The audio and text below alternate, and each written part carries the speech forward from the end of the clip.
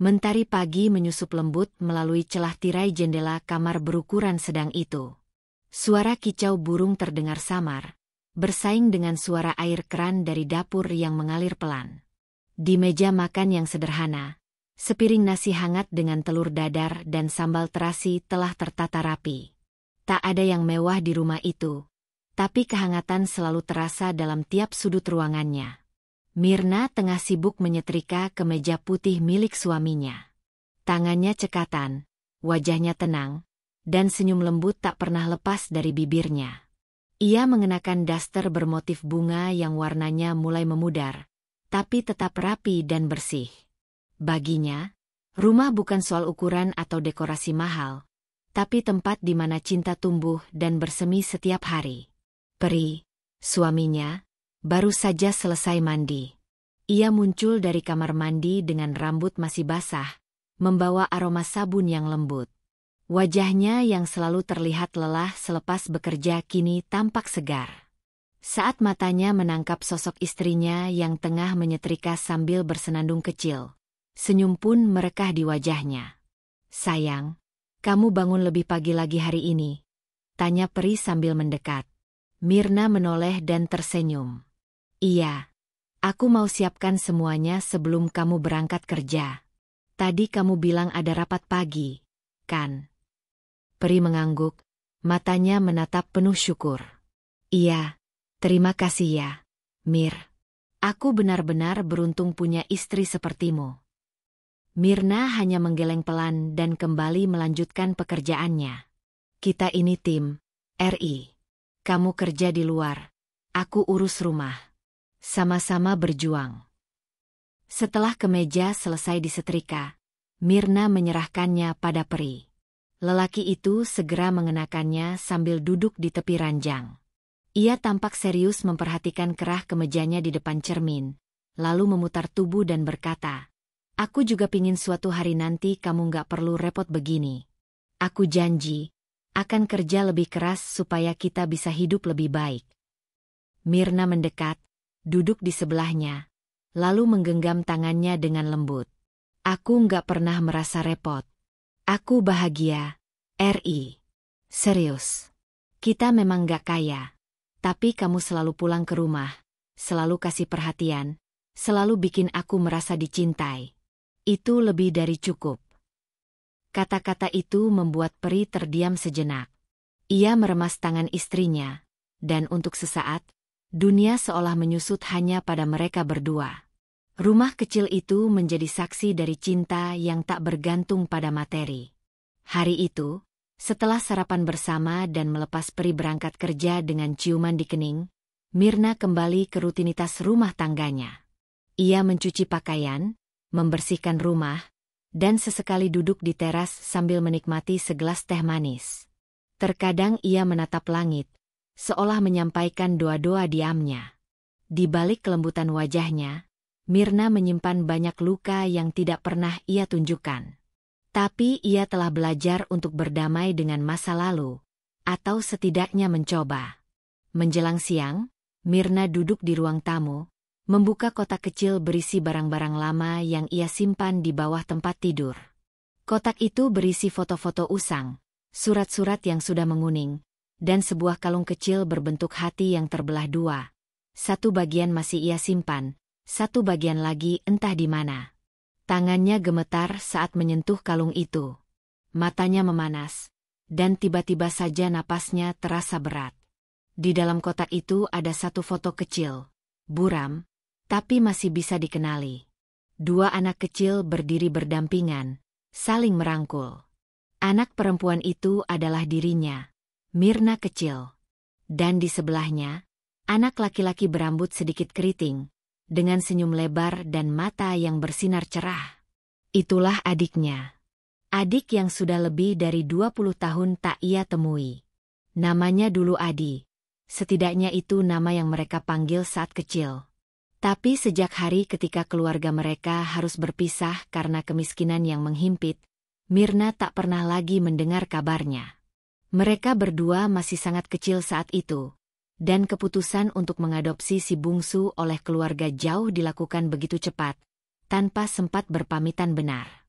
Hari itu menjadi luka permanen dalam ingatannya. Ia masih bisa mengingat suara tangis Adi yang menggema di depan pintu rumah saat ia dibawa pergi oleh seseorang yang mengaku sebagai keluarga jauh. Ia masih bisa mendengar jeritan ibunya, dan wajah ayahnya yang pasrah tak bisa berbuat apa-apa.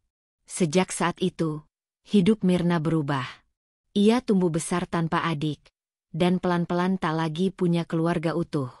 Kedua orang tuanya meninggal beberapa tahun setelahnya.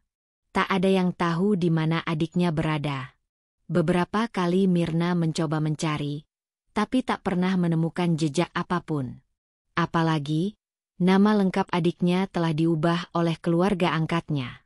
Tangis yang ditahannya sejak pagi akhirnya pecah. Kalung itu digenggam erat di dadanya. Ia memejamkan mata dan menghela napas panjang. "Adi, kamu di mana sekarang?" bisiknya lirih. "Aku rindu." Air mata jatuh membasahi pipinya. Tapi seperti biasa, ia menghapusnya cepat-cepat, seolah ingin menyembunyikan tangis dari dunia, bahkan dari dirinya sendiri. Menjelang sore, Mirna kembali menyibukkan diri. Ia tahu betul, kalau terlalu lama tenggelam dalam kenangan masa lalu, ia akan larut dan tak bisa kembali fokus pada hidup yang sedang ia jalani. Ia harus tetap kuat, bukan hanya untuk dirinya, tapi juga untuk Pri, suaminya yang telah menjadi rumah kedua setelah keluarganya hancur. Sore itu, menjelang maghrib, Pri pulang dengan wajah letih namun tetap tersenyum. Ia membawa seikat bunga mawar merah yang ia sembunyikan di belakang punggung. "Untukmu," katanya tiba-tiba sambil menyodorkan bunga itu pada Mirna. Mirna terkejut, lalu tertawa kecil. "Kenapa tiba-tiba romantis begini?"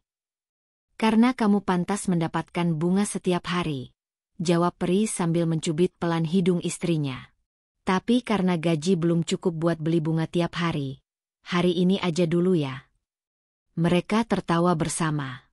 Tawa yang ringan, tulus, dan tanpa beban. Mirna memeluk suaminya dan berkata dalam hati bahwa meski dunia telah merenggut banyak hal darinya, Tuhan masih memberinya seseorang yang begitu tulus mencintainya. Malam pun datang dengan tenang. Setelah makan malam dan membersihkan dapur bersama, Mirna duduk di kamar sambil merapikan laci. Di sana, ia menyimpan kembali kalung tua dan foto masa kecil tadi.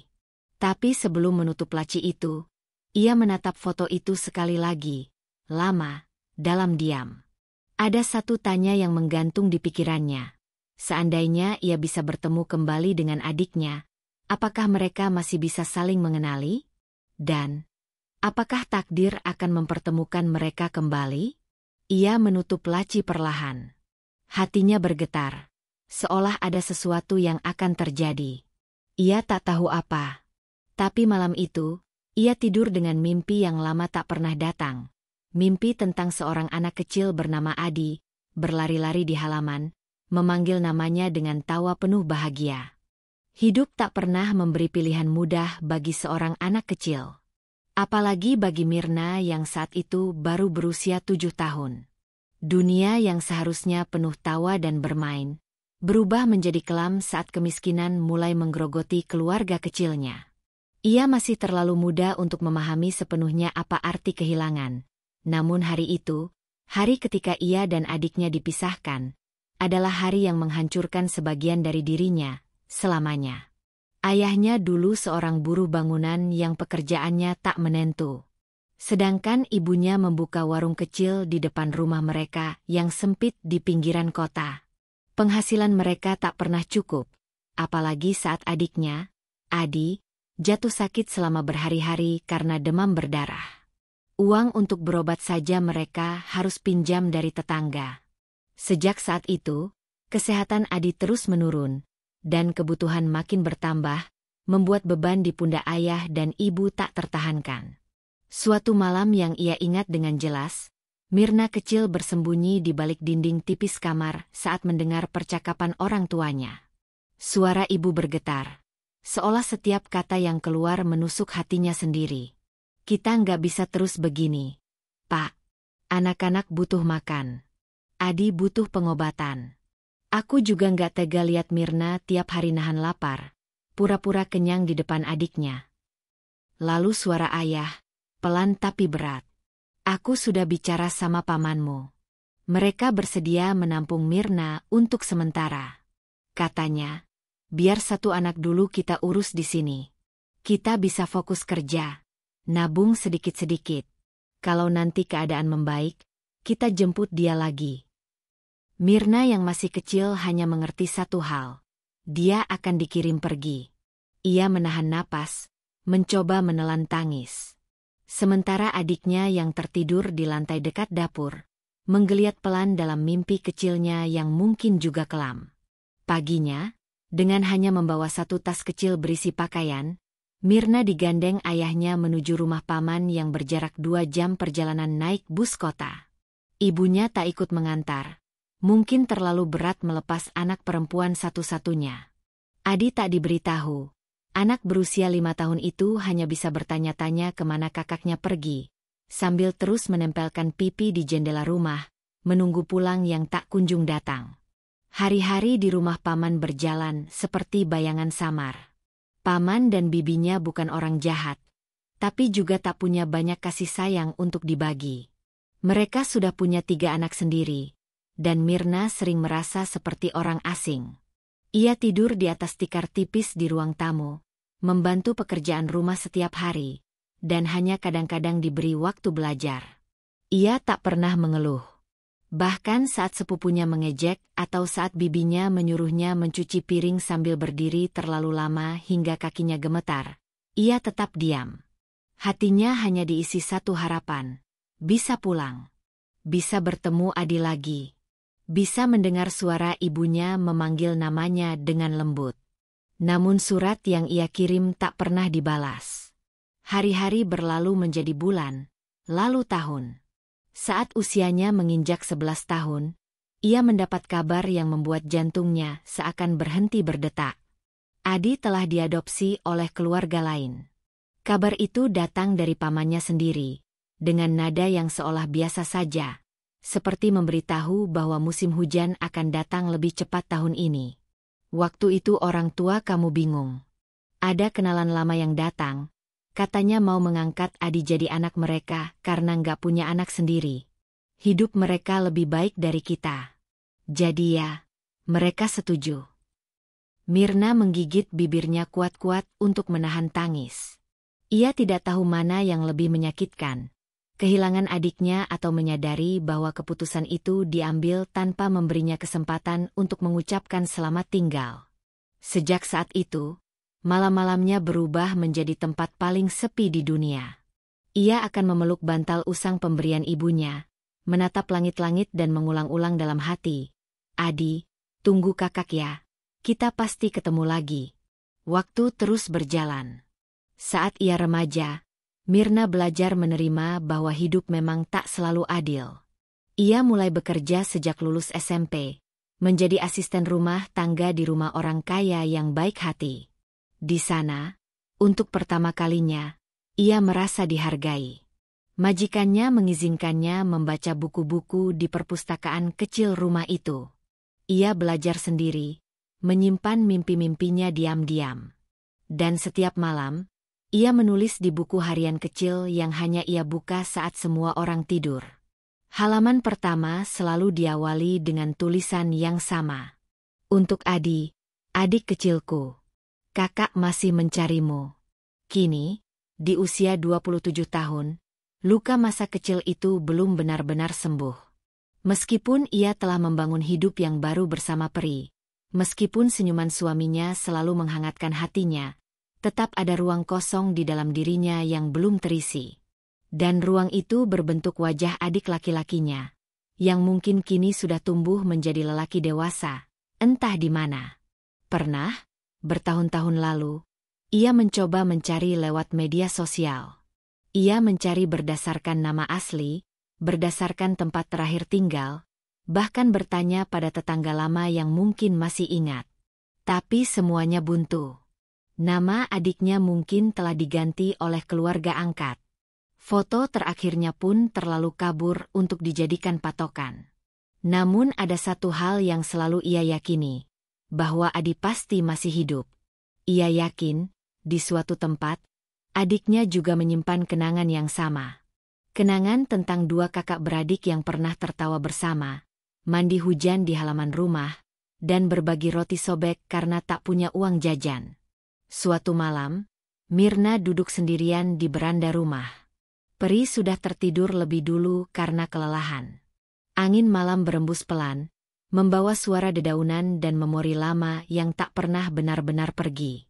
Di tangannya, ia menggenggam kembali foto masa kecil itu. Foto usang yang warnanya mulai memudar, tapi tetap menyimpan satu kenangan paling berharga dalam hidupnya. Ia menatap langit malam, penuh bintang. Adi, kalau kamu bisa dengar suara ini, ketahuilah, kakak enggak pernah berhenti mencarimu. Mungkin dunia ini terlalu luas, tapi aku percaya, Tuhan tidak tidur. Satu hari nanti, kita pasti bertemu lagi. Lalu ia memeluk foto itu ke dadanya, dan untuk pertama kalinya setelah sekian lama, ia menangis dengan pelan, dengan doa, dengan harapan yang masih menyala kecil, namun tak pernah padam. Pagi itu, sinar matahari menelusup malu-malu dari celah jendela kamar sederhana milik Mirna dan Peri.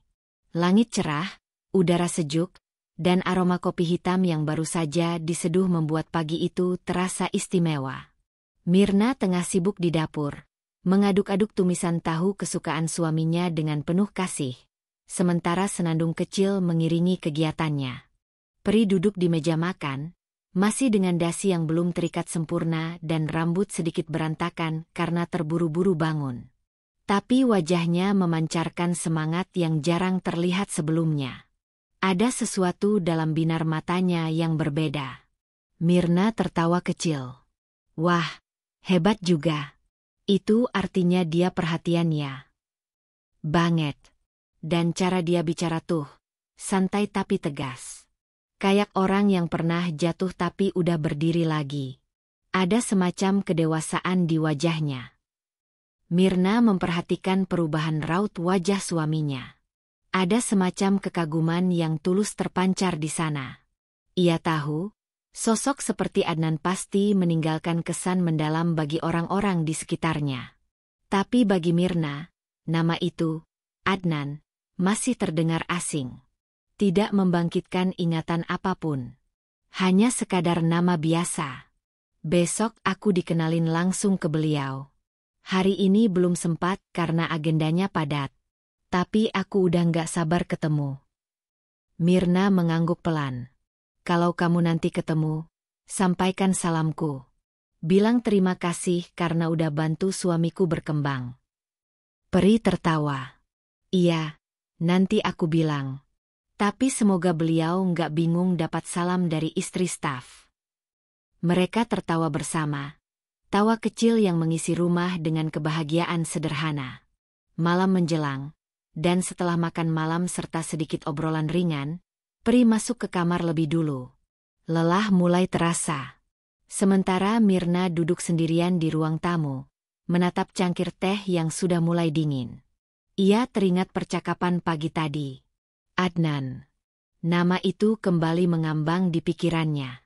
Entah mengapa, hatinya terasa aneh. Bukan firasat buruk, hanya kosong. Seperti ada sesuatu yang tertinggal, yang belum bisa ia pahami. Padahal ia tak mengenal siapapun bernama Adnan dalam hidupnya. Tapi hatinya tak bisa membohongi kegelisahan yang tiba-tiba datang tanpa alasan. Ia memejamkan mata, mencoba menepis segala kemungkinan yang tak jelas. Mungkin ia hanya lelah. Mungkin ia hanya terlalu memikirkan masa lalu. Atau, mungkin ada sesuatu yang akan datang. Sesuatu yang belum terungkap. Malam itu, hujan turun perlahan, membasahi atap rumah yang sudah mulai berlumut di beberapa bagian. Mirna duduk termenung di pinggir ranjang. Lampu kamar hanya menyala redup. Dari balik tirai tipis, cahaya kilat sesekali menyambar langit, diiringi gemuruh halilintar yang menggema pelan dari kejauhan. Peri sudah lama terlelap, napasnya teratur dan damai. Tapi Mirna, matanya masih menatap kosong ke langit-langit. Ia memeluk lututnya, membiarkan pikirannya kembali mengembara ke masa kecil. Beberapa hari belakangan ini, sejak Peri menyebut nama manajer barunya, hatinya terasa tidak tenang. Ia sendiri tak tahu pasti kenapa. Tapi malam ini, kegelisahan itu menampakkan wujudnya, melalui mimpi yang seolah menariknya kembali ke masa lalu. Dalam mimpinya, ia melihat dirinya yang kecil, usia 7 tahun, berdiri di bawah pohon jambu air di samping rumah tua peninggalan kakek. Adiknya, Adi, berada di sisinya, memegangi tangannya erat-erat. Mereka berdua tampak kotor, penuh lumpur di kaki, tapi wajah mereka berseri-seri, tertawa kecil sambil berbagi permen jahe yang entah dari mana didapat. "Jangan tinggalin aku ya, Kak," kata Adi dalam mimpi itu, suaranya lembut dan penuh ketakutan. Mirna kecil mengangguk, matanya berkaca-kaca. "Aku nggak akan tinggalin kamu, Di." Tapi tiba-tiba, sosok dewasa muncul. Seorang pria dan wanita, wajahnya kabur, menarik Adi menjauh. Sang adik menangis, meronta, tapi tangan kecil Mirna terlalu lemah untuk mempertahankan genggaman itu. Perlahan, Adi menghilang dari pandangan, dan Mirna hanya bisa berdiri, menjerit memanggil namanya. "Adi! Adi!" Mirna terbangun dengan tubuh basah oleh keringat. Nafasnya memburu, dadanya naik turun. Ia melihat sekeliling, kamar yang sama, dinding yang sama, dan Peri yang masih tertidur pulas. Tapi hatinya, seakan baru saja kembali dari jurang waktu yang dalam. Tangannya gemetar, dan matanya terasa panas oleh air yang hendak jatuh. Mimpi itu bukan hanya sekadar bunga tidur. Ia tahu, itu adalah pesan. Sebuah dorongan batin yang selama ini terkubur, kini kembali mengetuk pintu kesadarannya. Mirna mengusap wajahnya, duduk di tepi ranjang. Hatinya kacau. Sudah terlalu lama ia menutup luka itu. Sudah terlalu lama ia menahan rindu yang tak pernah terjawab. Kini, seperti air bah, semuanya menyerbu masuk tanpa ampun. "Aku harus cari dia," bisiknya lirih pada dirinya sendiri. Esok harinya, Mirna terlihat sedikit murung saat menyiapkan sarapan. Tangannya tetap lincah memotong tempe, membalik telur, dan menyeduh kopi untuk Peri. Tapi matanya kosong, pikirannya jauh. Peri menyadari perubahan itu. Saat ia duduk di meja makan dan menyapanya, Mirna hanya menjawab dengan senyuman tipis. "Kamu nggak apa-apa?" tanya Peri dengan lembut. Mirna tersentak dari lamunannya. "Hah? Nggak. Aku cuma kurang tidur aja." Peri mengernyit. "Mau aku bantu sesuatu?" Mirna menggeleng. "Nggak usah. Kamu fokus aja sama kerjaanmu. Aku cuma, mimpi aneh aja semalam." "Mimpi buruk?" Mirna mengangguk pelan. "Tentang Adi." Peri langsung terdiam. Nama itu jarang disebut oleh Mirna, meski ia tahu betapa dalam luka yang ditinggalkan kepergian sang adik. Ia pun tak ingin memaksa istrinya menceritakan lebih jauh. Tapi kali ini, Mirna justru ingin bicara. "Aku lihat dia lagi kecil. Kami main bareng. Terus, dia ditarik orang. Aku nggak bisa tahan dia. Aku cuma bisa nangis, panggil namanya." Peri menggenggam tangan Mirna di atas meja. "Kamu masih kangen sama dia, ya?" "Aku selalu kangen," jawab Mirna, suaranya parau. "Tapi semalam rasanya beda. Kayak, dia manggil aku." Peri mengangguk pelan. "Kalau begitu, mungkin ini waktunya kamu mulai cari tahu." Mirna menatap suaminya, matanya berkaca-kaca. "Tapi aku nggak tahu harus mulai dari mana." "Dari keluarga dulu. Siapa tahu ada yang tahu jejaknya. Kita cari pelan-pelan, ya." Ucapan Peri seperti angin hangat yang menyentuh hatinya. Ia tahu, dalam dunia yang besar ini, mencari seseorang yang telah hilang sejak kecil bukan perkara mudah. Tapi setidaknya, kini ia tak sendirian. Ada peri yang selalu ada di sampingnya, memberi kekuatan. Hari itu, setelah membereskan rumah, Mirna memutuskan menelepon sepupu-sepupunya. Ia mulai dengan Mbak Lilis, sepupu yang dulu cukup dekat dengannya saat masih kecil. Namun percakapan mereka hanya menimbulkan kekecewaan. "Adi? Ya ampun, terakhir aku dengar kabarnya tuh. Dia diadopsi keluarga dari Jakarta, ya? Tapi aku lupa siapa namanya. Udah lama banget." "Nama orang tuanya mungkin inget, Mbak?" tanya Mirna dengan harapan. Mbak Lilis menghela napas. "Maaf, Mir. Aku benar-benar lupa. Waktu itu kan kita juga masih kecil." Mirna menutup telepon dengan perasaan menggantung. Ia mencoba menghubungi dua sepupu lain, tapi hasilnya nihil. Semua ingatan mereka kabur. Nama keluarga angkat Adi, alamat mereka, semuanya samar. Ia pun mencoba menghubungi Paman Arif, adik dari almarhum ayahnya, yang sempat tinggal satu kota dengan mereka. Tapi paman itu pun tak banyak membantu. Paman cuma tahu, dulu yang ambil Adi itu orang kaya. Katanya dari keluarga baik-baik. Tapi setelah itu nggak pernah ada kabar. Nggak tahu pindah kemana. Paman ingat nama keluarganya. Waktu itu sih, kayaknya Pak Mahendra atau siapa gitu. Tapi bener-bener nggak yakin. Nama itu, Mahendra, tertancap kuat di kepala Mirna. Meski belum jelas, tapi itu satu-satunya petunjuk yang ia miliki sekarang. Malam harinya, saat ia dan Peri makan malam, Mirna bercerita soal hasil pencariannya hari ini. Peri mendengarkan dengan sabar. "Jadi Mahendra, ya?" gumam Peri sambil memutar-mutar sendok di mangkuk. "Katanya orang kaya. Mungkin dari Jakarta atau kota besar lain," jawab Mirna. Peri mengangguk.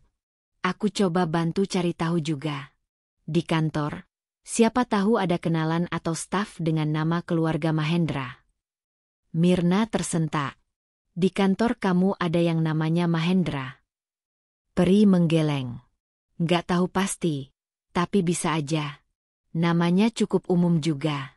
Tapi siapa tahu ada yang punya relasi ke sana. Kita pelan-pelan aja ya. Jangan terlalu berharap tinggi dulu." Mirna menghela napas pelan. Harapan dan keraguan bercampur dalam hatinya. Tapi untuk pertama kalinya dalam bertahun-tahun, ia merasa langkahnya maju. Walau kecil, ada cahaya di ujung lorong gelap yang selama ini ia tempuh sendiri. Malam itu, ia menatap langit dari jendela kamar. Hujan telah reda, menyisakan embun di kaca. Ia membayangkan adiknya berada di suatu tempat, mungkin di kota lain, mungkin dalam kehidupan yang jauh berbeda. Tapi satu hal yang pasti, ia ingin bertemu kembali. Ingin menyampaikan pelukannya yang tertunda. Ingin mengatakan, "Aku tidak pernah melupakanmu." Dan kali ini, ia tidak akan diam lagi. Udara sore itu terasa sedikit lebih hangat dari biasanya. Matahari mulai condong ke barat, menyinari dedaunan dengan cahaya keemasan yang lembut. Dari dapur, aroma tumisan bawang dan cabai menyebar, menandakan bahwa Mirna tengah memasak makanan kesukaan Peri. Namun ada sedikit getaran berbeda di ruang makan kecil mereka, seperti udara yang menyimpan sebuah kabar yang belum sempat terucap. Peri berdiri di ambang pintu dapur sambil memegang sebuah map berwarna biru tua. Senyum kecil menghiasi wajahnya yang biasanya datar setiap pulang kerja. Ada semacam keriaan yang tidak biasa dalam tatapannya kali ini. "Sayang," panggilnya pelan. Mirna menoleh dari balik uap masakan, matanya menyipit sedikit karena silau. Peri melangkah masuk, meletakkan map itu di atas meja makan. "Kamu sibuk tanggal 12 nanti malam?" Mirna mengerutkan dahi, mencoba mengingat. "Tanggal 12? Kayaknya enggak. Emang kenapa?" "Di kantorku ada acara penghargaan tahunan. Semua karyawan dan keluarganya diundang. Aku pengin kamu ikut." Mirna menghentikan aktivitas mengaduknya. Penghargaan? Kamu dapat apa? Peri mengangkat bahu, merendah. Bukan aku sih, tapi timku termasuk yang menonjol tahun ini. Dan, ya, Adnan, manajer baruku, termasuk yang bakal dipajang fotonya di dinding utama. Jadi, aku pikir, kamu bisa sekalian lihat suasana kantorku. Mirna terdiam sejenak. Nama itu kembali mengalun dalam pikirannya. Adnan. Ia masih belum bisa lepas dari perasaan aneh setiap kali mendengar nama itu. Sesuatu dalam dirinya menggerak, seperti ada pintu yang hendak terbuka, tapi engselnya sudah berkarat. Tentu saja aku ikut, jawabnya akhirnya. Aku juga pengen lihat seperti apa dunia kerja kamu. Peri tersenyum puas. Bagus. Pakai dress yang kamu suka. Ya. Kita tampil sedikit rapi malam itu. Hari yang dinanti akhirnya tiba. Malam itu, Mirna mengenakan gaun sederhana berwarna lavender pucat, dengan potongan alain yang jatuh manis di tubuh rampingnya. Rambutnya ia gulung ke atas dengan jepitan mutiara kecil. Peri tampil dengan kemeja putih bersih dan setelan navy, tampak lebih gagah dari biasanya. Mereka tiba di gedung perusahaan sekitar pukul 7 malam. Gedungnya menjulang tinggi dengan arsitektur modern, dinding kaca yang memantulkan cahaya lampu kota. Sebuah baliho digital besar menyambut di lobi, menampilkan kalimat, Malam Apresiasi dan Penghargaan Karyawan Berprestasi tahun ke-10 PT Inti Aksa Sejahtera. Mirna menggenggam tangan Peri lebih erat saat mereka memasuki aula utama. Di sana, musik instrumental mengalun lembut. Para tamu mengenakan busana formal, meja-meja bulat dengan taplak putih tertata rapi, dihiasi bunga segar dan lilin kecil.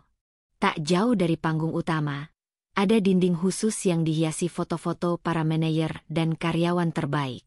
Di atasnya, terpasang tulisan elegan, "Kami bangga pada mereka."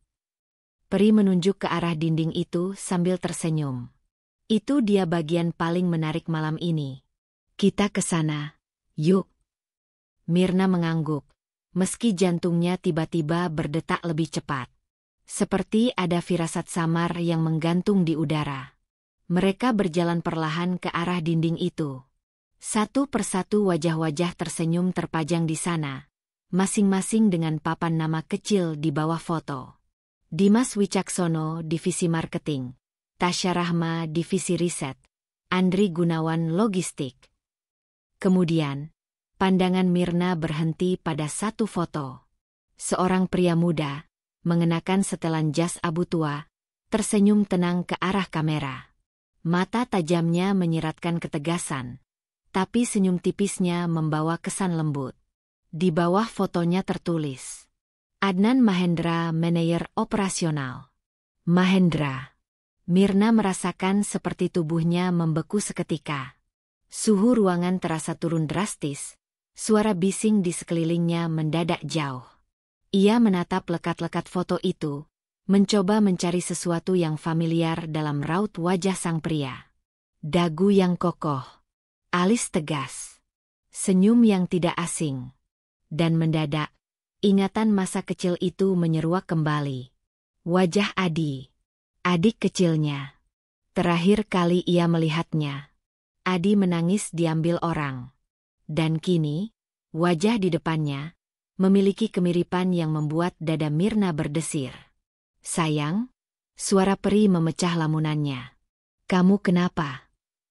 Mirna mengerjap, mencoba kembali sadar. Aku kenal wajah ini. Peri mengernyit. Adnan? Masa kamu kenal? Mirna tidak menjawab. Ia justru melangkah lebih dekat ke foto itu, memperhatikan setiap detail wajah Adnan dengan seksama. Rasanya seperti memecahkan teka-teki yang lama tertimbun. Mahendra, gumamnya. Nama keluarga yang disebut Paman Arif. Peri kini juga terlihat cemas. Maksudmu, kamu pikir dia? Mirna mengangguk perlahan. Aku belum yakin. Tapi rasanya, wajahnya mirip sekali dengan Adi. Peri terdiam. Ini bukan kebetulan biasa. Nama keluarga cocok. Wajah yang memiliki kemiripan kuat. Dan perasaan batin Mirna yang sejak lama menjerit, kini seakan mengarah ke titik terang. Malam itu, Mirna nyaris tidak menikmati acara. Meski duduk di samping Peri, pikirannya terus berputar. Tatapannya sesekali mengarah ke arah panggung, tempat Adnan berdiri untuk menerima penghargaan sebagai manajer inspiratif tahun ini. Pria itu berbicara lugas, percaya diri, dan sesekali tertawa kecil saat menyebut keberhasilan timnya. Tapi di mata Mirna, semua yang ia lihat bukanlah seorang manajer sukses. Ia melihat seorang anak kecil yang dulu selalu bersembunyi di balik roknya saat dimarahi ibu. Yang suka makan jambu air tanpa dicuci. Yang menangis ketika kehilangan mainan kayu buatan ayah mereka. Dan sekarang, kemungkinan itu hadir di hadapannya. Bahwa pria itu adalah adiknya. Dalam perjalanan pulang, suasana di dalam mobil hening. Peri menggenggam kemudi dengan tenang, sesekali melirik ke arah Mirna yang menatap jendela. Kamu masih kepikiran soal Adnan? Mirna mengangguk tanpa menoleh. Aku pengen tahu lebih banyak tentang dia. Kita cari tahu pelan-pelan, ya. Tapi jangan terlalu berharap dulu sebelum ada kepastian. Aku nggak tahu harus bereaksi seperti apa kalau ternyata benar dia Adi. Peri menarik napas pelan. Apa kamu siap menghadapi kemungkinan kalau dia tidak ingat kamu sama sekali? Pertanyaan itu seperti tikaman halus di dada Mirna. Ia menutup matanya sesaat. Aku belum tahu. Tapi aku harus coba. Karena kalau aku diam saja, aku akan terus dihantui rasa bersalah ini. Peri mengangguk. Aku akan temani kamu. Malam itu, setelah Peri tertidur, Mirna membuka laptopnya. Ia mencari segala informasi tentang Adnan Mahendra. LinkedIn, artikel perusahaan, wawancara internal. Semuanya ia baca dengan cermat. Di salah satu artikel wawancara internal, Adnan menyebutkan bahwa ia dibesarkan oleh keluarga pengusaha sejak kecil, dan tidak banyak tahu soal asal-usul dirinya sebelum diadopsi. Satu kalimat dalam artikel itu membuat jantung Mirna berhenti sejenak. Saya tidak ingat siapa orang tua kandung saya. Yang saya tahu, saya dijemput dari rumah sehingga waktu saya berusia 4 tahun. Air mata mengalir di pipi Mirna.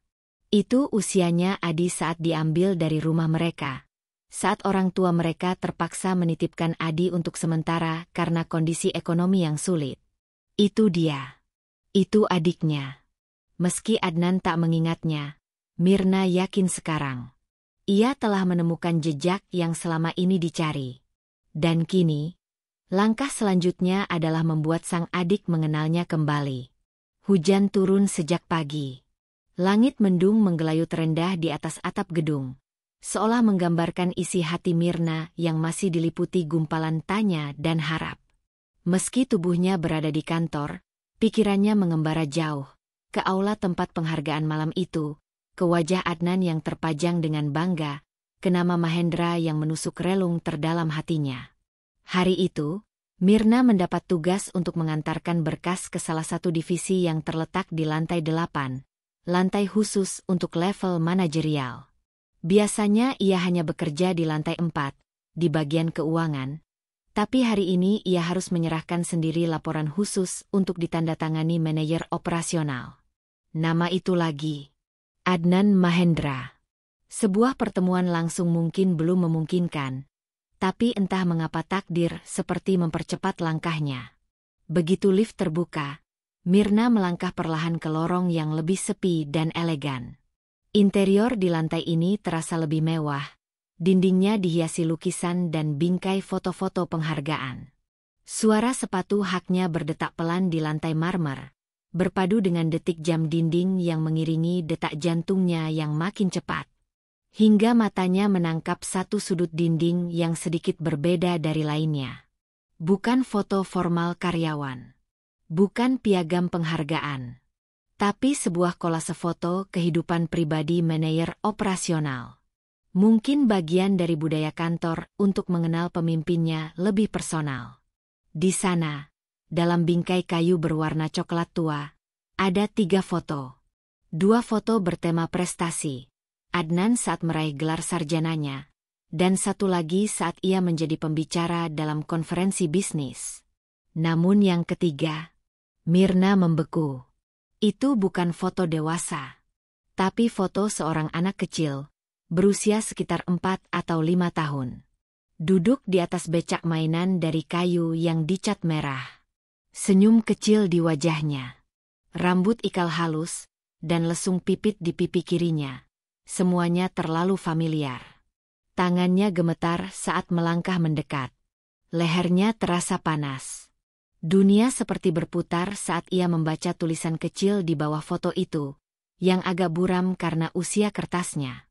Adip Ina main sore hari di halaman belakang rumah nenek. Napas Mirna tercekat. Adi dan Ina. Itu nama kecil mereka. Nama panggilan masa kecil yang hanya dikenal oleh keluarga. Ina, nama sayangnya di rumah. Dan Adi, satu-satunya adik laki-laki yang ia rindukan seumur hidupnya. Tangannya menyentuh kaca bingkai itu. Hati Mirna bergetar hebat. Seluruh dunia seperti runtuh dan membangun dirinya kembali dalam hitungan detik. Di sanalah bukti nyata yang selama ini ia cari. Tak ada lagi keraguan. Tak perlu lagi pertanyaan. Adnan Mahendra adalah Adi, adiknya. Saudara kandungnya yang hilang bertahun-tahun lalu. Langkah kaki dari belakang mengejutkan Mirna. Ia cepat-cepat menjauh dari bingkai itu dan berbalik. Seorang staf pria lewat sambil membawa map, hanya tersenyum kecil dan berlalu. Tapi detik-detik barusan sudah cukup membuat Mirna merasa seolah-olah ia baru saja membuka kotak rahasia yang terlalu lama terkunci. Ia melangkah ke ruangan administrasi divisi dan menyerahkan berkas seperti biasa. Suaranya datar, seolah tidak ada gejolak apapun yang tengah bergemuruh dalam dadanya. Tapi begitu ia keluar dari ruangan dan kembali melewati bingkai itu, ia melirik sekali lagi, memastikan bahwa semuanya nyata. Adi, bisiknya lirih, nyaris tak terdengar. Sepulang kantor, Mirna tidak langsung pulang ke rumah. Ia meminta Peri menjemputnya di taman kecil dekat tempat mereka biasa kencan saat masih pacaran dulu. Taman itu rindang, dengan bangku kayu tua yang menghadap danau buatan. Peri datang dengan wajah cemas. Saat melihat Mirna duduk dengan mata sembab, ia segera duduk di sebelahnya tanpa bicara. Mereka hanya diam untuk beberapa saat, mendengarkan suara angin meniup dedaunan, suara anak kecil bermain sepeda, dan desah napas yang berat. Aku lihat foto masa kecil Adnan di kantor, kata Mirna akhirnya. Suaranya nyaris serak. Di bawahnya tertulis, Adi dan Ina.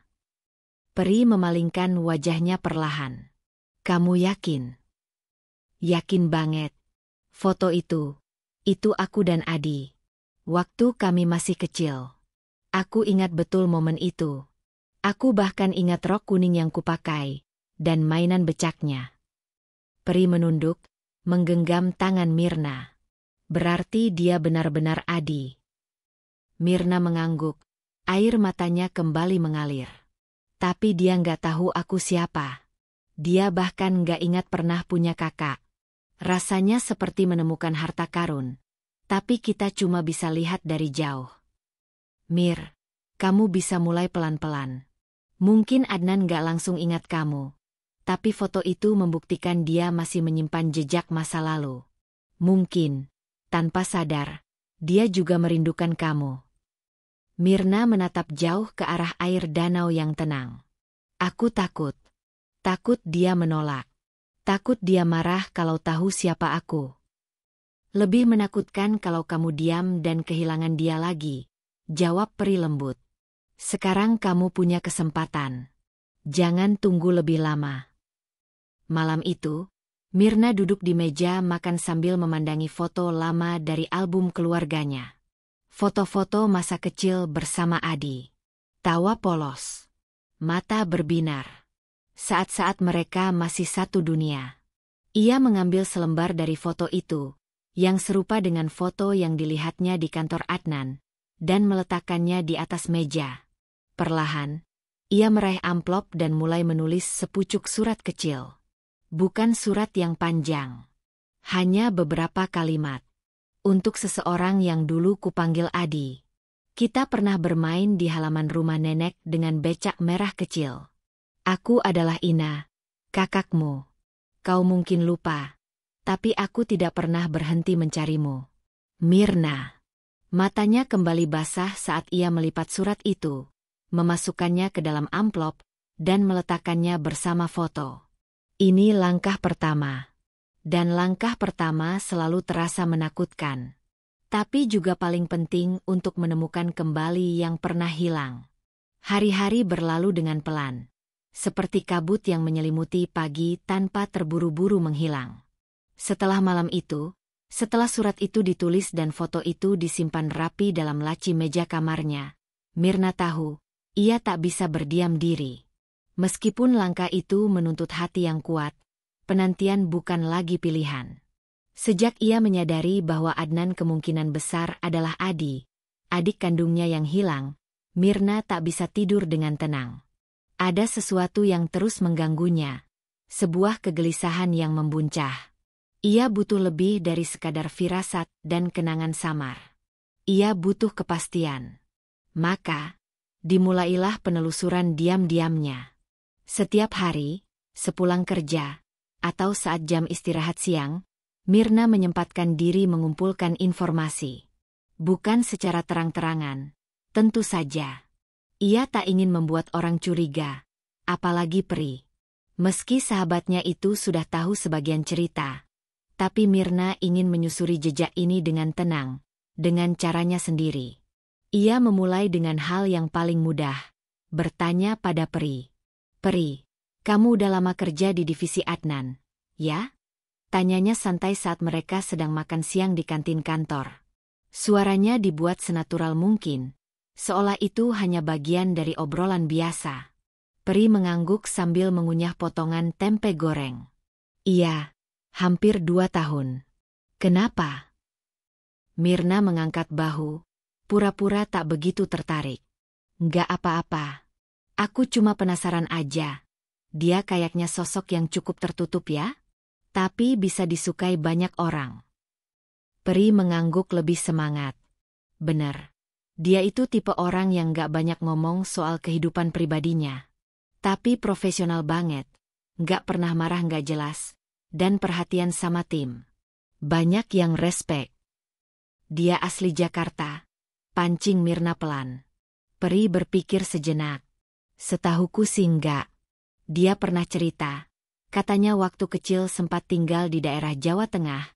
Terus pindah ke Jakarta pas remaja. Tapi cuma sepintas. Dia nggak banyak bahas masa lalunya. Mirna mencatat hal itu dalam pikirannya. Jawa Tengah. Tempat ia dan Adi pernah tinggal bersama orang tua mereka. Tempat kenangan masa kecil mereka tumbuh dan tertinggal. Sebuah petunjuk kecil, tapi cukup berarti. Hari-hari berikutnya, Mirna mulai berbicara dengan beberapa rekan kerja lain, terutama yang pernah lama bekerja dengan Adnan. Ia menanyakan hal-hal sepele, dengan nada ringan, namun sebenarnya menyusun mozaik masa lalu dalam diam. Suatu siang, saat sedang membantu bagian HR mempersiapkan dokumen, Mirna berpura-pura tertarik dengan sistem pengarsipan data pribadi karyawan. Kalau data Adnan Mahendra, dia masuknya udah lama ya ke perusahaan ini. Tanyanya pada Mbak Rina, staf HR yang ramah. Mbak Rina tertawa kecil. Wah, iya. Dia termasuk cepat naik karirnya. Masuk sekitar 7 tahun lalu, kalau nggak salah. Dia anak tunggal ya, Mbak? Pancing Mirna hati-hati. Mbak Rina mengernyit. Seingatku dia pernah bilang dia anak angkat. Diangkat jadi anak pas masih kecil banget. Tapi soal keluarga aslinya, dia nggak pernah cerita. Katanya, dia juga nggak tahu. Jantung Mirna berdetak lebih cepat. Anak angkat. Diangkat sejak kecil. Tak tahu keluarga aslinya. Potongan-potongan itu mulai menyatu dalam kepalanya. Mirna memejamkan mata sejenak. Rasanya seperti menemukan sisa-sisa benang merah yang menghubungkannya dengan masa lalu yang hampir terlupakan. Adnan, atau Adi, tak tahu siapa dirinya sebenarnya. Mungkin selama ini, dia hidup dengan tanya yang sama seperti yang Mirna rasakan. Keduanya terpisah oleh keputusan orang dewasa, oleh nasib dan keadaan, lalu tumbuh menjadi orang asing yang tak saling kenal. Tapi hati tidak pernah benar-benar lupa. Itu yang kini diyakini Mirna. Malam itu, Mirna duduk di balkon kamar kosnya, menatap langit gelap yang ditaburi bintang-bintang kecil. Di tangannya, sebuah catatan kecil berisi nama-nama dan potongan informasi yang ia kumpulkan selama beberapa hari terakhir. Seolah-olah ia tengah menyusun kembali potret masa kecil yang hancur berkeping-keping. Ia membuka kembali surat yang sempat ditulisnya. Membaca ulang setiap kata. Mengingat kembali senyum kecil adiknya yang dulu suka menyembunyikan kelereng di kantong bajunya. Yang dulu menangis kalau tidak bisa tidur di kamar yang sama dengannya. Air mata perlahan mengalir di pipinya. Aku akan menemukanmu lagi, Adi, bisiknya pelan. Kita akan jadi keluarga lagi. Namun, ia tahu, langkah selanjutnya tidak akan mudah. Sebab meski semua bukti mengarah ke satu nama, ia tetap harus menghadapi kemungkinan bahwa Adnan tidak mengingatnya, atau lebih buruk, menolak masa lalu itu sepenuhnya. Tapi ia tidak akan mundur. Tidak sekarang, ketika benang takdir mulai menuntunnya ke satu titik terang yang selama ini ia cari. Keesokan harinya, Mirna membawa map coklat kecil ke kantor. Di dalamnya, surat dan foto yang telah ia siapkan sejak lama. Ia belum tahu kapan akan menyerahkannya. Belum tahu bagaimana akan memulai percakapan. Tapi ia merasa harus bersiap. Hari itu, ia melihat Adnan dari jauh. Pria itu berjalan dengan tenang, rapi dengan jas dan dasi biru gelap. Matanya tajam, tetapi tak ada kesan angku di sana. Justru ada sesuatu yang lembut dan tenang. Sesuatu yang membuat Mirna makin yakin. Itu adalah Adi, adiknya. Mereka sempat berpapasan di lorong. Adnan mengangguk kecil, sopan, sambil tersenyum. Pagi, ucapnya singkat. Pagi, Pak, jawab Mirna dengan suara yang nyaris bergetar. Setelah pria itu berlalu, Mirna menatap punggungnya lama. Ada rasa asing dan akrab yang bersatu dalam detak jantungnya. Ia memeluk map di dadanya. Mungkin bukan hari ini, tapi hari itu akan datang. Dan ketika saatnya tiba, ia akan berdiri tepat di depannya. Bukan sebagai karyawan, bukan sebagai orang asing, tapi sebagai kakak yang telah kembali, dan tak ingin kehilangan untuk kedua kalinya. Hari itu langit mendung, seolah ikut menampung perasaan yang bergemuruh dalam dada Mirna. Angin bertiup pelan dari jendela kantor yang terbuka sedikit, menyelip di antara kesibukan para karyawan yang berlalu lalang tanpa tahu bahwa satu momen besar tengah menanti. Mirna berdiri di depan ruang kerja Adnan, memandangi pintu itu dengan hati yang berdebar. Tangannya menggenggam erat sebuah kotak kecil berlapis beludru biru tua. Di dalamnya, sebuah kalung kecil dengan liontin berbentuk bintang, usang tapi masih utuh.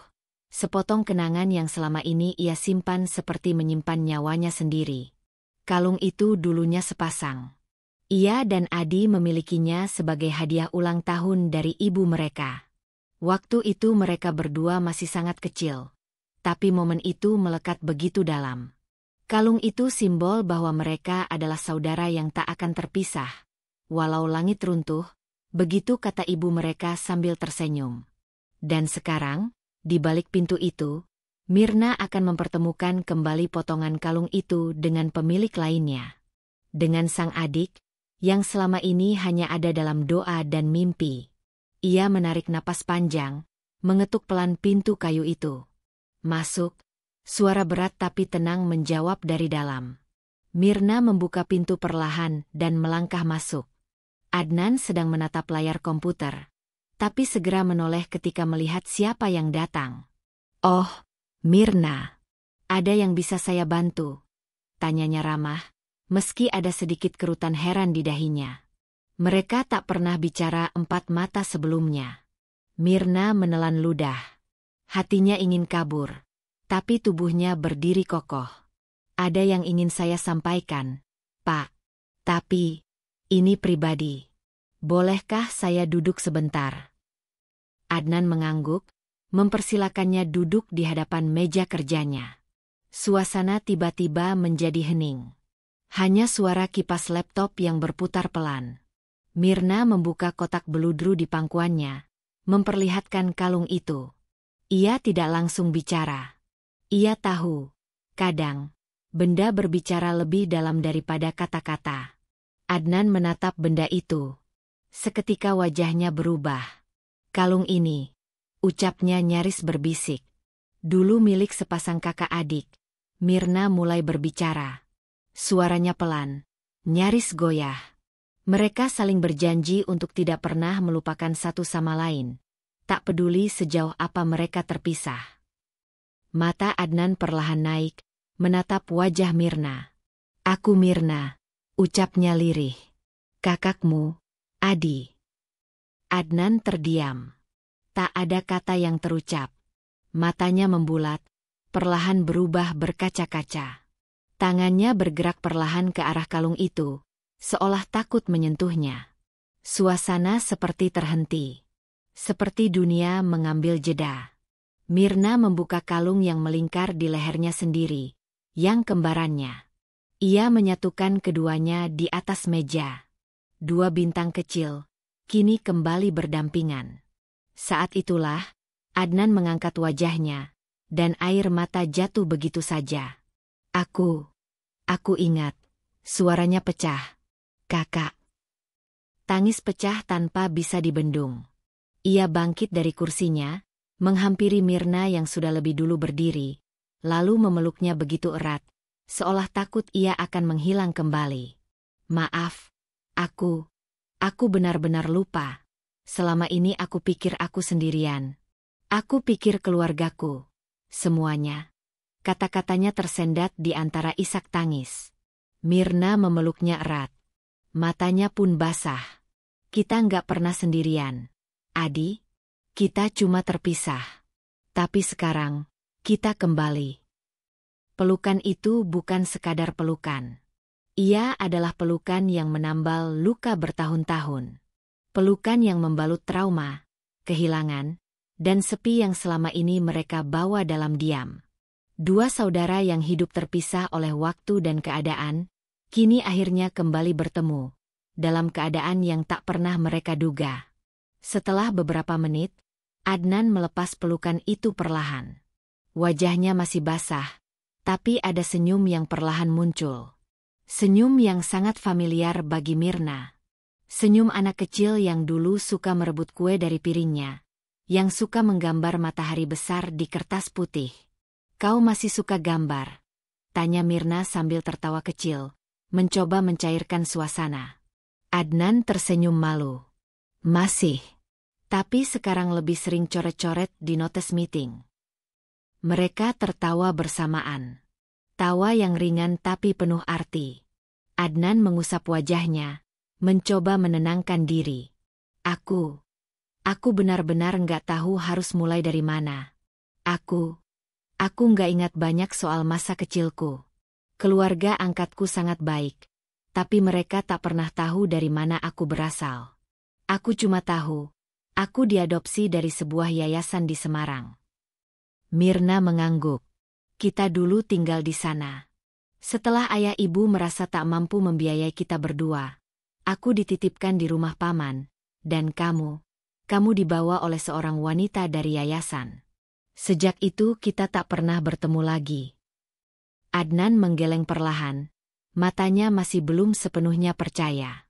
"Dan sekarang, kita kerja di perusahaan yang sama? Dunia sekecil itu, ya?" Mirna tersenyum lebar. Atau Tuhan memang baik. Dia selalu tahu kapan waktu yang tepat. Keduanya duduk kembali, berbincang panjang. Mereka saling bertukar cerita tentang masa remaja yang kosong, tentang mimpi-mimpi yang sempat terkubur, tentang kesepian yang ternyata selama ini dirasakan bersama, meski dari tempat yang berbeda. Hari itu, ruang kerja Adnan berubah menjadi ruang rekonsiliasi yang paling hangat. Dinding-dinding yang biasanya sunyi, kini menjadi saksi tumpahnya air mata bahagia. Tidak ada penyesalan. Yang ada hanya rasa syukur, karena akhirnya mereka tak perlu lagi mencari dalam gelap. Sebelum keluar dari ruangan, Mirna menggenggam tangan adiknya. "Aku nggak akan pergi kemana-mana lagi," ucapnya pelan. Adnan mengangguk. "Dan aku nggak akan membiarkan kita berpisah lagi, Kak." Hari itu, langit yang semula mendung perlahan cerah. Matahari menyelinap dari balik awan, seperti ikut tersenyum atas pertemuan itu. Dan di antara hiruk-pikuk dunia yang tak pernah berhenti bergerak, dua hati yang pernah terpecah akhirnya kembali menjadi satu. Hari-hari setelah pertemuan itu menjadi babak baru bagi Mirna dan Adnan. Seakan ada ruang kosong di dalam hati mereka yang selama ini tak terisi, kini perlahan dipenuhi oleh cahaya hangat kebersamaan. Luka-luka lama, yang tadinya menganga dalam diam, perlahan mulai tertutup, digantikan oleh rasa syukur yang mengalir dalam diam. Mereka tidak langsung bercerita pada siapapun. Tidak pada Pri, tidak juga pada rekan kerja lain. Bagi mereka, kebahagiaan ini masih terlalu sakral untuk diumumkan. Ini bukan sekadar kabar gembira biasa. Ini adalah pengembalian kembali dua jiwa yang telah tercerabut dari satu akar yang sama. Setiap jam istirahat makan siang, mereka diam-diam bertemu. Kadang hanya duduk berdua di taman kecil belakang kantor, membicarakan hal-hal kecil yang sepele, seperti makanan kesukaan masa kecil, atau lagu-lagu yang dulu mereka dengar dari radio tua di rumah. Namun dari percakapan ringan itu, hubungan mereka menguat. "Aku baru tahu kamu suka susu coklat dingin sejak kecil," ujar Adnan sambil menyeruput minumannya, duduk bersila di bangku taman. "Kau pikir kenapa aku selalu beli susu kotak ke warung waktu kecil?" balas Mirna tertawa. "Kau selalu ikut minta separuhnya." Adnan terkekeh, menunduk. "Aku benar-benar lupa banyak hal. Tapi sekarang rasanya, satu persatu mulai kembali." "Kadang bukan ingatan yang penting, Adi," ucap Mirna, menatapnya dengan senyum tipis. "Tapi rasa di hati. Itu nggak pernah hilang. Selalu ada di sana. Aku percaya kita saling merindukan, bahkan kalau kita nggak sadar." Adnan terdiam, lalu menunduk pelan. "Aku sering merasa ada yang kosong. Padahal hidupku baik-baik saja. Keluarga angkatku menyayangiku, pekerjaanku stabil. Tapi, selalu ada ruang hampa yang gak bisa kujelaskan." Mirna mengangguk perlahan. "Karena bagian dari dirimu ada padaku, dan sebaliknya." Lalu mereka saling tersenyum. Senyum yang tidak butuh banyak kata. Senyum yang saling mengerti. Setiap kali mereka bertemu, Mirna merasa dirinya menjadi utuh kembali. Ia bukan lagi anak perempuan yang tumbuh dengan beban kehilangan. Ia bukan lagi kakak yang terus merasa bersalah karena gagal menjaga adiknya. Sekarang, ia adalah kakak yang telah menemukan kembali bagian jiwanya. Dan Adnan pun merasakan hal yang sama. Dalam dirinya, sesuatu yang dulu tak terdefinisi kini menjadi jelas. Ia tahu, ada darah yang mengalir sama dengan darahnya. Ada seseorang yang mengingatnya sejak kecil. Seseorang yang mencintainya bahkan sebelum mereka bertemu lagi. Malam-malamnya kini terasa berbeda. Jika dulu ia sering duduk di jendela apartemennya, menatap lampu kota dan bertanya-tanya tentang masa lalu, kini ia menghabiskan waktu dengan membaca kembali surat-surat Mirna yang kini sering ia bawa. Surat-surat kecil yang ditulis Mirna semasa mereka masih kecil, dan ajaibnya, disimpan oleh Adnan dalam kotak kayu yang diberikan oleh keluarga angkatnya, tanpa tahu siapa penulisnya. "Aku nggak tahu kenapa aku menyimpan ini," ujar Adnan suatu hari sambil menyerahkan selembar kertas lusuh ke tangan Mirna. Mirna membaca pelan. Tulisan tangan kecilnya masih tampak samar, tapi masih bisa terbaca. Untuk Adi, adik kecilku yang manis. Kakak janji akan cari kamu suatu hari nanti. Jangan takut. Jangan lupa senyum, ya. Mirna. Mirna menggigit bibirnya, menahan air mata. Aku benar-benar menulis ini waktu kamu diambil. Aku titipkan ke ibu asuhmu. Walaupun waktu itu aku nggak tahu apakah kamu akan mengingatku atau tidak. Adnan tersenyum lembut, matanya berkaca. Mungkin aku nggak ingat, tapi hatiku tetap menyimpannya. Sejak hari itu, kedekatan mereka semakin kuat. Mereka mulai menyusun kembali potongan-potongan masa kecil yang bisa mereka ingat. Tentang pohon mangga di halaman rumah lama mereka. Tentang suara nyanyian ibu saat meninabobokan mereka. Tentang suara sepeda tua ayah mereka yang selalu pulang membawa jajan sore. Kenangan-kenangan itu seperti hujan gerimis yang menetes perlahan, membasahi tanah hati mereka yang tadinya kering. Dan di antara tetesan-tetesan itu, tumbuh bunga-bunga kecil bernama harapan dan kedamaian. Aku ingin kita ziarah ke makam ibu dan ayah, ucap Mirna suatu hari saat mereka duduk di kafe dekat kantor. Adnan terdiam sejenak, lalu mengangguk pelan. Aku ingin ikut. Meskipun aku nggak bisa mengingat wajah mereka, aku ingin mendoakan mereka bersama kakakku. Waktu yang tadinya terasa panjang dan tak menentu kini berubah. Kini setiap hari terasa penuh makna. Setiap pertemuan, setiap pelukan, bahkan tawa-tawa kecil menjadi harta yang tak ternilai. Namun, di tengah kebahagiaan itu, ada satu kesadaran yang pelan-pelan mengintip dari sudut hati mereka, bahwa dunia tidak selalu akan memahami cerita mereka. Tidak semua orang akan siap menerima kenyataan ini. Dan itu bukan masalah besar. Yang terpenting bagi mereka bukan pengakuan dunia, tapi bagaimana mereka bisa menebus tahun-tahun yang hilang. Bagaimana mereka bisa hidup tanpa lagi dihantui bayang-bayang masa lalu. Hari itu, sebelum pulang kerja, Adnan menghampiri ruang kerja Mirna. Ia berdiri di depan pintu, lalu mengetuk pelan. Mirna, panggilnya. Mirna menoleh dan tersenyum. Ada apa, Adi? Ia tersenyum kembali. Aku cuma mau bilang, aku bersyukur Tuhan membawa kita ke titik ini. Mirna mendekat dan menepuk bahunya pelan. Aku juga. Kadang, kita nggak ngerti kenapa kita harus kehilangan dulu untuk bisa menghargai apa itu kebersamaan. Adnan menunduk sedikit. Aku janji, aku nggak akan pergi lagi. Sekarang, aku punya alasan yang lebih kuat untuk terus melangkah. Dan mereka pun pulang hari itu dengan langkah yang ringan. Langit sore berwarna jingga, seolah melukis ulang hidup mereka dengan warna yang baru. Luka-luka lama memang tak pernah benar-benar hilang, tapi seperti luka bekas sayatan, mereka bisa sembuh dan menjadi pengingat bahwa mereka pernah bertahan. Kini, mereka tidak lagi sendiri. Kini, mereka adalah keluarga yang kembali menyatu, perlahan menyulam kembali cerita mereka yang sempat robek. Dan untuk pertama kalinya dalam hidup Mirna, ia merasa lengkap. Tidak sempurna, tapi utuh. Dan itu jauh lebih dari cukup. Hari-hari setelah pertemuan yang mengubah hidup mereka, terasa seperti aliran sungai yang mengalir dengan tenang.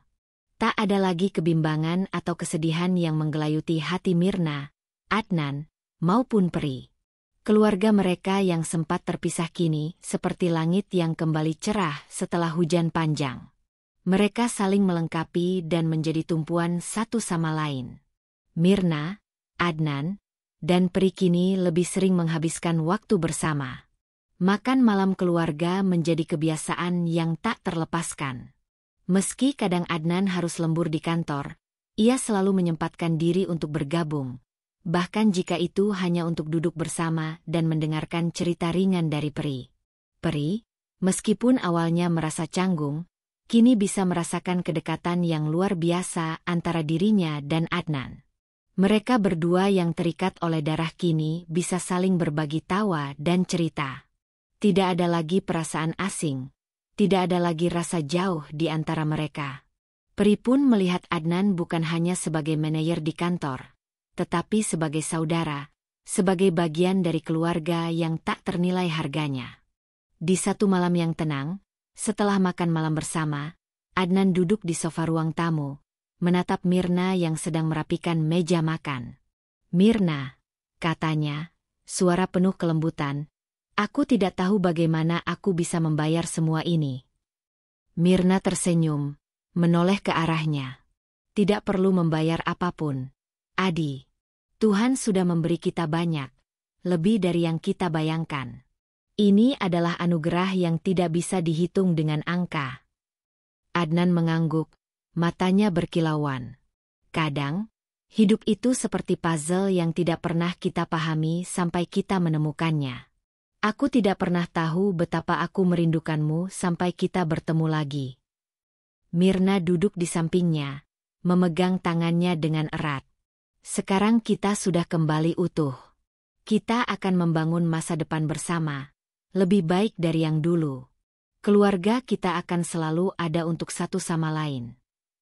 Di sisi lain, Peri yang sedang duduk di meja makan, memperhatikan mereka dengan senyum yang tulus. Ia merasa seperti mendapat saudara baru yang begitu istimewa. Ia tahu, hidupnya kini telah lengkap, bukan hanya karena kebahagiaan yang ia rasakan, tetapi juga karena ia kini melihat orang tuanya, terutama Mirna, menjadi lebih bahagia. Tawa yang dulu hilang kini kembali mengisi rumah mereka. Beberapa minggu berlalu, dan hubungan mereka semakin kuat. Adnan tidak hanya menjadi manajer yang baik, tetapi juga seorang kakak yang sangat dihargai oleh Mirna dan Peri. Mereka pergi berlibur bersama, mengunjungi tempat-tempat yang dulu pernah mereka datangi ketika mereka masih kecil, bahkan menjelajahi kota-kota baru yang penuh kenangan baru. Satu sore, saat mereka sedang berjalan-jalan di taman, Adnan berhenti sejenak.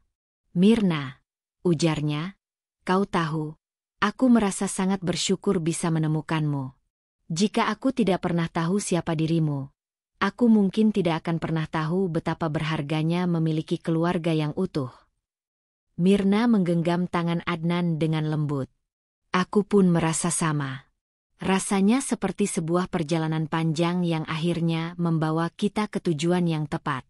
Aku tahu, meskipun kita harus terpisah dulu, kita kini dipertemukan kembali untuk alasan yang jauh lebih besar." Mereka melanjutkan langkah mereka bersama, menikmati senja yang semakin memerah, dan merasa bahwa dunia ini memang penuh dengan keajaiban yang tak terduga. Beberapa hari setelah itu, di ruang keluarga mereka yang penuh kebahagiaan, Peri memberi sebuah kejutan. "Aku punya ide," katanya dengan wajah ceria. "Kenapa tidak kita adakan makan malam bersama teman-teman dekat dan keluarga besar, untuk merayakan kebersamaan kita?" Mirna dan Adnan saling memandang dan tersenyum. "Itu ide yang luar biasa," kata Mirna. "Kami akan menyiapkan semuanya." Malam itu, rumah mereka dipenuhi dengan tawa, kebahagiaan, dan kehangatan dari orang-orang yang mereka cintai. Semua kenangan buruk yang pernah mereka alami kini terasa jauh, tenggelam dalam samudera kebahagiaan yang baru saja mereka ciptakan. Mereka tahu, apa yang mereka miliki sekarang adalah sesuatu yang sangat berharga dan harus dijaga dengan sepenuh hati. Saat acara makan malam itu berlangsung, semua orang duduk bersama, saling berbagi cerita, dan tertawa. Peri berbicara dengan penuh semangat tentang masa depan perusahaan yang semakin cerah, sementara Mirna dan Adnan, yang duduk berdampingan, tak bisa berhenti tersenyum melihat bagaimana hidup mereka berubah begitu cepat. Pada akhirnya, Adnan berdiri dan mengangkat gelasnya, lalu berkata, "Untuk keluarga, untuk kebersamaan yang kembali utuh. Semoga kita selalu diberikan kebahagiaan, meski kadang hidup tidak selalu seperti yang kita harapkan." Mirna mengangkat gelasnya, matanya penuh haru. "Untuk masa depan yang lebih indah, dan untuk ikatan yang tak akan pernah putus." Peri ikut mengangkat gelasnya. "Untuk kita semua, yang tak lagi terpisah. Kita akan terus bersama, selamanya."